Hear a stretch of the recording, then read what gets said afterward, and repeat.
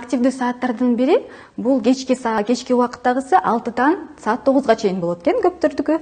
Ошол кезде дагы өзүңүздүн кандайдыр бир ой жүгүртүш менен иштеген иштер менен алек болсоңуз болот экен. Балдарга дагы ошол эле кезде китеп окуп берсеңиз же кандайдыр бир үй тапшырмаларды чогуу жасаганда аларга ушул кез аябай жакшы жардам берет экен.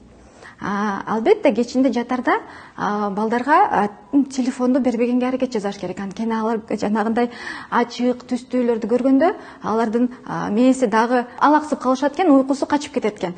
Анан түн уйкусу дагы бир аз тынч болбой калат экен. Эгер биз бала жатарда кандайдыр бир жомокторду айтып берсек, ошол эле жомокторду өзүбүз деле түзүп берсек болот да, ошо бала жөнүндө. Кандайдыр бир бала болуптур, ал мынча жашта экен, ал спорт менен машыкканды жакшы көрчү экен деп ошол эле өзүбүз балабыз жөнүндө жомокту айтып, анан ошол жомоктун аягын кандайдыр бир жакшы жолго буруп койсок, балабыздын кийинки жашоосуна да жакшы таасирин тийгизет экен, анан уйкусу дагы жакшы болот экен.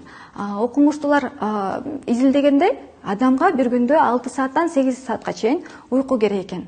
Ошол адам уктаганда биздин денебиз дагы, ички органдарыбыз дагы, мээбиз дагы сергиткен дагы, анан эмки күнгө дайынданып баштайт экен. Ал убактылар кечки саат 11-ден 3-кө чейин биз эгер уктасак, биздин денебиз көптөгөн күч кубат алат экен. Кичинекей балдардын, өспүрүмдөрдүн денеси өсөт экен ошол кезде.